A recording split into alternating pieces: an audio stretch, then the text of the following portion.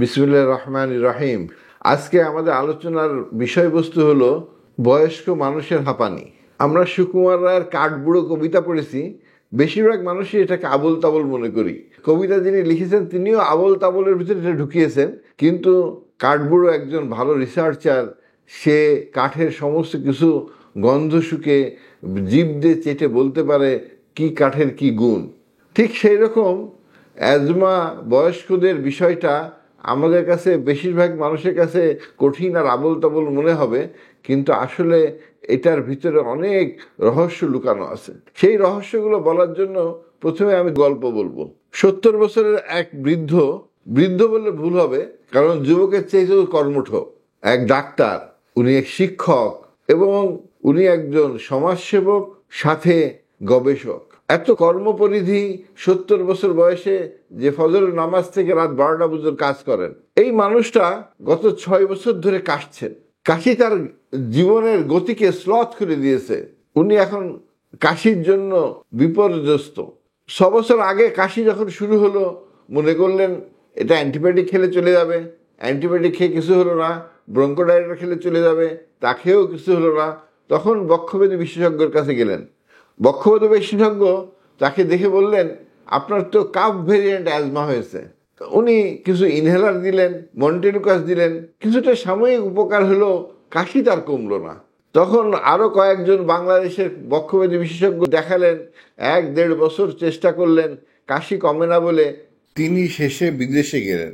ডাক্তাররা বাংলাদেশের ডাক্তারদের প্রেসক্রিপশন দেখলেন, বললেন তোমাদের ডাক্তাররা যে টেস্ট করেছে তার মধ্যে স্পাইরোমেট্রি বা লাং ফাংশন টেস্ট কোথায়? উনি বললেন, আমাকে তো কোনো লাং ফাংশন টেস্ট করা হয় নাই। ওখানে ডাক্তার আবার ইনহেলার জাতীয় ওষুধ দিলেন, মন্টেলুকাস দিলেন, কিন্তু ইনহেলারের ধরনটা পাল্টে দিলেন, ক্যাপসুল ফর্মে দিলেন, শ্বাসে নেওয়ার ওষুধ দিলেন। তো ওনার কিছুটা উপকার হলো, উনি ফিরে আসলেন। কিছুদিন পরে আবার কাশি শুরু হলো। এখন কাশি কমতেই চায় না। বিদেশের ডাক্তারের সাথে কথা বলা হলো, ওনারা আবার ডাকলেন। এবার ওনারা তাকে পরীক্ষা করার জন্য ব্রঙ্কোস্কোপি করলেন, ভিডিও ব্রঙ্কোস্কোপি। এটা একটা পরীক্ষা যেটা আমরা সাধারণত ঘুম পাড়িয়ে নাক দিয়ে বা মুখ দিয়ে ব্রঙ্কোস্কোপ ঢুকিয়ে শ্বাসনালীর ভিতরটা দেখতে পারি। ওখানকার ডাক্তাররা ব্রঙ্কোস্কোপি করে বললেন, আপনার যে রোগ হয়েছে তার নাম ট্র্যাকিওব্রঙ্কোপ্যাথিয়া অস্টিওকন্ড্রোপ্লাস্টিকা। কঠিন নাম। বিষয়টা কি? আপনার লাংসের ভিতরে এয়ারওয়ে শ্বাসনালী আছে, এই শ্বাসনালীর ভিতরে কার্টিলেজের ভিতরে ক্যালসিয়াম এবং তরুণাস্থি জমা হওয়াতে নডিউল তৈরি হয়েছে। এই নডিউলগুলো ইরিটেট করে আপনাকে কাশি করছে। এই কাশি ভালো হয় না। এই কাশির জন্য আপনাকে সারা জীবন কিছু না কিছু সিমটম রিলিফের ওষুধ খেয়ে যেতে হবে। তো ওরা আবার কিছু ওষুধ বদলে দিল। দেখা গেল কাশি কিছু কমেছে, কিন্তু বারবার হচ্ছে। বাংলাদেশে আসার পরে বাংলাদেশের ডাক্তার আবার দেখানো হলো। বাংলাদেশের ডাক্তাররা অ্যাজিথ্রোমাইসিন সপ্তাহে 3 দিন করে 1 বছর খাওয়ালেন, এবং এই খাওয়ার পরে তার কাশি কিছুটা শুরু হলো, ভালো শুরু হয় না। শেষে এক ডাক্তার সাহেব শর্ট কোর্স স্টেরয়েড অর্থাৎ মুখে খাওয়া প্রেডনিসোলন ট্যাবলেট 7 দিন থেকে 10 দিন খাওয়ালেন। এই ট্যাবলেট খাওয়ার পরে ওনার কাশিটা সম্পূর্ণ চলে গেল। উনি খুব খুশি হয়ে গেলেন। কিন্তু কয়েক মাস পরে আবার কাশি শুরু হলো, আবার প্রেডনিসোলন খেলেন। এইভাবে 1-1.5 বছরে উনি কয়েকবার প্রেডনিসোলন খেয়ে কাশি কমালেন। এরপরে আবার তিনি সে বিদেশে গেলেন, অন্য জায়গায়। সেখানে ডাক্তাররা আবার ওনাকে দেখলেন, আবার স্পাইরোমেট্রি সমস্ত পরীক্ষা করলেন এবং তাকে বললেন যে আসলে আপনার যে রোগ হয়েছে এটার নাম অ্যাজমা সিওপিডি ওভারল্যাপ সিনড্রোম। তো এই কথা বলার পরে তারা আবার কিছু ইনহেলার ট্যাবলেট দিয়ে ছেড়ে দিল। যে কোনো চিকিৎসা শুরু হওয়ার পরে উনি কোনো ভালো বোধ করেন, কিন্তু কদিন পরে উনি আবার আগের পর্যায়ে চলে যান। এইভাবে ধীরে ধীরে ওনার 6টা বছর পার হয়ে গেল। এখন তার বয়স 70। উনি কিছুটা হলো হতাশ এই কাশিকে নিয়ে। কাজে আজকে আমি এই আলোচনা করতে বসেছি এই কারণে, আজকে আমাদের কয়েকটা বিষয় বোঝা দরকার। আমরা বাচ্চাদের যে অ্যাজমা দেখি, সেই বাচ্চাদের চাইল্ডহুড অ্যাজমা বা বাচ্চাদের যে অ্যাজমা, এটা এক ধরনের অ্যাজমা। আবার বয়স্কদের আমরা যে অ্যাজমা দেখি 20 বছরের পরে হয়, বা কারো কারো 50-60 বছরের পরে হয় বয়স্ক মানুষের অ্যাজমা, এটা আবার কয়েক ধরনের অ্যাজমা। কারণ বাচ্চাদের মতো অ্যালার্জিজনিত অ্যাজমা 1/3 বয়স্কদের হয়ে থাকে, আর 2/3 বয়স্কদের অ্যালার্জির কারণে হয় না, এদেরকে বলে নন অ্যাটোপিক বা নন অ্যালার্জিক অ্যাজমা। আবার এদের মধ্যে একটা গ্রুপ যাদের মধ্যে ইওসিনোফিল থাকেই না, এই জন্য এদেরকে বলে নন ইওসিনোফিলিক অ্যাজমা। কাজেই বয়স্ক মানুষের অ্যাজমাকে আমরা 3 ভাগে ভাগ করি। একটা হচ্ছে অ্যালার্জিজনিত অ্যাজমা, যেটা বাচ্চাদেরও হয়ে থাকে, বা কখনো কখনো বাচ্চাদের অ্যাজমাটাই বড়দের মধ্যে আবার ফিরে আসে। আর দ্বিতীয় হচ্ছে নন অ্যাটোপিক অথবা নন অ্যালার্জিক অ্যাজমা, যেটা শুরু হয় ভাইরাস ইনফেকশন থেকে। ভাইরাস ইনফেকশন তার শ্বাসনালীর ভিতরে একটা অটো অ্যান্টিবডি তৈরি করে, যা শ্বাসনালীর ভিতরে পরিবর্তন করে, পরিবর্তনটা অ্যাজমার মতোই। আর তৃতীয় এক ধরনের অ্যাজমা যেখানে ইওসিনোফিল থাকে না কিন্তু অ্যাজমা মতোই শ্বাসকষ্ট হয়, সেখানে থাকে neutrophil macrophage. Cup variant asthma হচ্ছে যে কোনো বয়সেই হয়, যার প্রকাশ প্রধানত কাশি। অ্যাজমার উপসর্গ প্রধানত 4টা: কাশি, রাতের বেলা বা দিনের বেলা শ্বাসকষ্ট, বুকে সাঁই সাঁই শব্দ এবং বুকের চাপ। এর মধ্যে যদি কারো শুধু কাশি হয়, কাশি নিয়ে উপস্থাপন করে, তাকে আমরা বলি কাপ ভেরিয়েন্ট অ্যাজমা। আমরা স্পাইরোমেট্রিতে একটা স্পেশাল টেস্ট করি, তাকে বলে ব্রঙ্কো প্রভোকেশন টেস্ট। এই টেস্টে আমরা মিথাকোলিন ইউজ করি, এবং এই মিথাকোলিন যখন আমরা শ্বাসনালীতে দেই, যদি শ্বাসনালী সংকুচিত হয়, তখন আমরা বুঝতে পারি যে এই পেশেন্টের কাপ ভেরিয়েন্ট অ্যাজমা হয়েছে। যদি শ্বাসনালী সংকুচিত না হয় কিন্তু তার কাশি আছে, তখন আমরা 4টা কারণ খুঁজি। প্রথম হচ্ছে অ্যাটোপিক ক্যাফ বা অ্যালার্জির কাশি, যেখানে স্পুটামের ভিতরে আমরা পরীক্ষা করলে ইওসিনোফিল 2% বেশি পেয়ে থাকি, অথবা ফেনো টেস্ট করলে আমরা ফেনো 20 বেশি পেয়ে থাকি। প্রথম হচ্ছে অ্যাটোপিক কাফ কাশি, যার ব্রঙ্কো প্রভোকেশন টেস্ট নেগেটিভ হয়েছে, তাদেরকে আমরা কয়েক ভাগে ভাগ করি। প্রথম হচ্ছে অ্যালার্জির কাশি, অ্যাটোপিক কাফ, যেটাকে আমরা অ্যালার্জি টেস্ট বা স্পুটামে ইওসিনোফিল, রক্তে ইওসিনোফিল এবং আইজি দেখে শনাক্ত করে থাকি। আর দ্বিতীয় হচ্ছে নন অ্যাটোপিক কাফ। এই নন অ্যাটোপিক কাফ হচ্ছে অ্যালার্জি নয় এরকম কারণে কাশি। তার মধ্যে প্রধান কারণ হচ্ছে নাকে সর্দি হয়ে সর্দি পিছন দিকে চলে যাওয়া, যেটাকে বলা হয় post nasal drip syndrome. Sinusitis হওয়ার কারণে অনেক সময় এই সিক্রেশনটা পিছন দিকে যে এই পিএনডিএস হয়ে থাকে। দ্বিতীয় হচ্ছে গ্যাস্ট্রোএসোফেজিয়াল রিফ্লাক্স ডিজিজ, যে পেটের ভিতরে খাবার পরে খাবার কিছু অংশ খাদ্যনালীতে শ্বাসনালীতে চলে আসার কারণে কাশি। কিছু কিছু ঔষধ যেমন বিটা ব্লকার অথবা এসি ইনহিবিটার, এই জাতীয় প্রেশারের ওষুধের কারণে কাশি, অথবা psychogenic cough, tension, pressure, anxiety, ডিপ্রেশনের জন্য কাশি। এগুলো আমরা নন অ্যাটোপিক কাফের মধ্যে বলে থাকি। আমরা যে পেশেন্টটা নিয়ে কথা বলছিলাম, তার প্রথমেই করা উচিত ছিল ব্রঙ্কো প্রভোকেশন টেস্ট, কিন্তু বাংলাদেশে আমরা আনফর্চুনেটলি তাকে করি নাই, বিদেশ করে নাই, তারা তাকে স্পাইরোমেট্রি করছে, এবং স্পাইরোমেট্রি দেখে তারা প্রথমে বলেছে সেটা একো অ্যাজমা সিওপিডি ওভারল্যাপ সিনড্রোম। কিন্তু এই রুগী কোনোদিন ধূমপান করেনি, কখনো ধোঁয়ার সংস্পর্শে যায় নাই।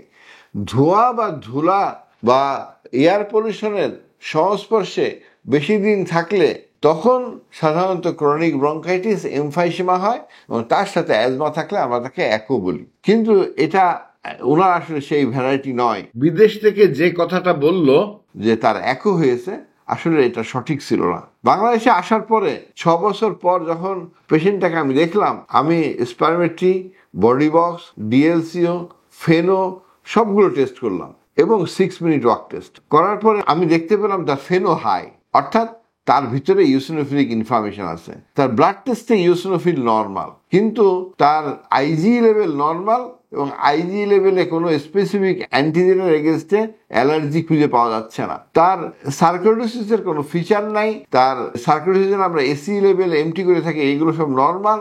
এবং আমরা এরপরে তার বডি বক্স এবং স্পাইরোমেট্রি করলাম একসাথে, করে দেখলাম যে তার স্পাইরোমেট্রিতে অবস্ট্রাকশন আছে, এবং যেটা রিভার্সিবিলিটি টেস্টটা পজিটিভ, এবং তার এমফাইসেমা বা ক্রনিক ব্রঙ্কাইটিসে কোনো চেঞ্জ নাই। অ্যাজমাতে অনেক দিনে ভুগলে ডিএলসিও বেড়ে যায়, এই পেশেন্টের ডিএলসিও সামান্য বেড়েছে, কিন্তু নর্মাল আছে। কাজে এই পরীক্ষাগুলো থেকে আমরা এই সিদ্ধান্তে উপনীত হলাম ওনার রোগ হচ্ছে বয়স্ক মানুষের অ্যাজমা বা অ্যাডাল্ট অনসেট অ্যাজমা, এবং এটা নন ইওসিনোফিলিক ভ্যারাইটি নয়, এটা ইওসিনোফিলিক ভ্যারাইটি, এবং এটা নন অ্যাটোপিক টাইপ, এটা অ্যাটোপিক টাইপ নয়। কাজেই আমরা বলেছি যে বয়স্ক লোকের অ্যাজমা 3 ধরনের, একটা হচ্ছে অ্যাটোপিক, আরেকটা ইন্ট্রিনসিক বা নন অ্যাটোপিক, আরেকটা হচ্ছে নন ইউসিনোফিলিক।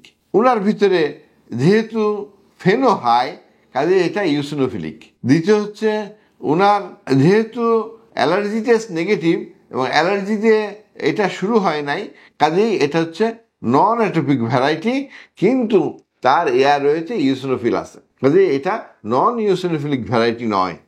কথাগুলো শুনলে ওই কাঠবুড়োর কথার মতো অনেক কঠিন মনে হয়, কিন্তু বিষয়টা এত কঠিন নয়। কারণ চিকিৎসার বেলায় আমরা দেখেছি যে অ্যাটোপিক আর নন অ্যাটোপিক অ্যাজমার চিকিৎসা প্রায় এক। স্টেরয়েড ইনহেলার, তার সাথে সালমেটেরল বা ফরমেটেরল জাতীয় ইনহেলার, আর এটার কম্বিনেশন দেওয়া হয়ে থাকে। তার সাথে কখনো কখনো আমরা অ্যান্টিকোলিনার্জিক বা কোলিন বিরোধী ওষুধ দিই।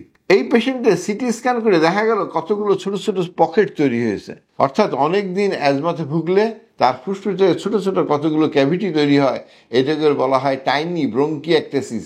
এই ব্রঙ্কিয়াকটেসিস থাকলে আমরা বুঝতে পারি যখন শ্বাসকষ্ট তার বাড়বে, তাকে দুটো জিনিস দিয়ে কন্ট্রোল করতে হবে, একটা হচ্ছে অ্যান্টিবায়োটিক আর একটা হচ্ছে কর্টিকোস্টেরয়েড শর্ট কোর্স।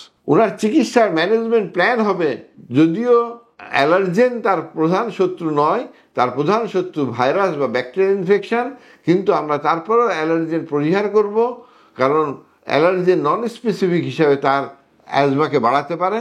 আর দ্বিতীয় কারণ, ভাইরাস ইনফেকশন কন্ট্রোলের জন্য আমরা তাকে ইনফ্লুয়েঞ্জা ভ্যাকসিন দিব প্রতি বছর একবার করে, এবং নিউমোনিয়ার ভ্যাকসিন দেব যাতে তার ইনফেকশন রেটটা কমে।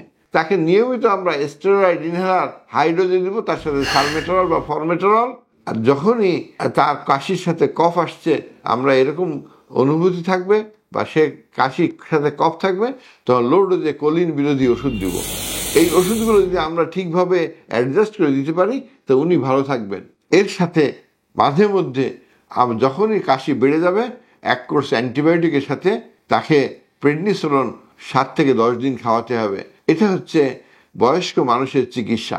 এখানে একটা ডায়াগনোসিস সম্পর্কে বলতে হয়, ট্র্যাকিও ব্রঙ্কোপ্যাথিয়া অস্টিওকন্ড্রোপ্লাস্টিকা। এটা শ্বাসনালীর ভিতরে নোডিউল ফর্মেশন হয় ক্যালসিয়াম এবং অতিরিক্ত তরুণ অস্থি ডিপোজিট হয়ে। এই নোডিউলগুলোর কারণে সিক্রেশন জমা হয়ে কখনো কখনো কাশি হয়, কিন্তু বেশিরভাগ ট্র্যাকিও ব্রঙ্কোপ্যাথিকা কোনো সিমটম করে না, কিন্তু যার সিমটম হয় তার চিকিৎসা অনেকটা অ্যাজমা রুগীর মতোই। আমরা তাকে সিমটম রিলিফের জন্য ব্রঙ্কোডাইলেটর দিই, কখনো কখনো অ্যান্টিবায়োটিক দিই, আর বেশি শ্বাসকষ্ট হলে স্টেরয়েড দিয়ে কন্ট্রোল করি। এগুলো যখন খুব বেশি পরিমাণ হয়ে যায়, তখন অপারেশন পর্যন্ত করা লাগতে পারে। পরিশেষে এই কথা আমি বলতে চাই, কাপ ভেরিয়েন্ট অ্যাজমা ডায়াগনোসিসের জন্য যেটা প্রয়োজন সেটা হচ্ছে broncho provocation test. Adult asthma ডায়াগনোসিসের জন্য স্পাইরোমেট্রি, তার সাথে ফেনো, পারলে স্পুটামে ইউসিনোফিল, বডি বক্স এবং ডিএলসিও করে দেখে নেওয়া দরকার যে ওনার ভিতরে সিওপিডি আছে কি নাই। যদি সিওপিডি থাকে তাহলে অ্যাজমার সাথে সিওপিডি, এটাকে একো বা সিওপিডি উইথ অ্যাজমা, আমরা এটাকে সিওপিডি এ বলে থাকি, সিওপিডি উইথ অ্যাজমা, আগের টার্ম ছিল একো। পরিশেষে অন্যান্য কোনো সমস্যা আছে কিনা। কাজেই যে সমস্ত বয়স্ক মানুষের কাশি এবং হাঁপানি কন্ট্রোল হচ্ছে না, তাদেরকে spirometry, lung function test, CT স্ক্যানের পাশাপাশি ব্রঙ্কোস্কোপি করে দেখা দরকার। যদি আমরা সঠিক ডায়াগনোসিস করি এবং আমরা সঠিকভাবে চিকিৎসা দেই, এই রুগীরা ভালো থাকবে। এদের মধ্যে খুব কমই রেমিশন বা একদম ভালো হয়ে যায়। বেশিরভাগ রুগী তার এই রোগ তার সারা জীবন থাকবে, তবে কন্ট্রোল করে রাখতে হবে। মনে রাখতে হবে, হাঁপানি চিকিৎসায় প্রয়োজন ওষুধের পাশাপাশি রোগীর সঠিক শিক্ষা এবং নিয়মিত ব্যায়াম। নিয়মিত ব্যায়াম করলে পেশেন্ট অনেক ভালো থাকে। এই জন্য আপনি ওষুধ খান, সঠিকভাবে অ্যাজমা নিয়ন্ত্রণ শিখুন এবং ব্যায়াম করুন। আল্লাহ হাফেজ।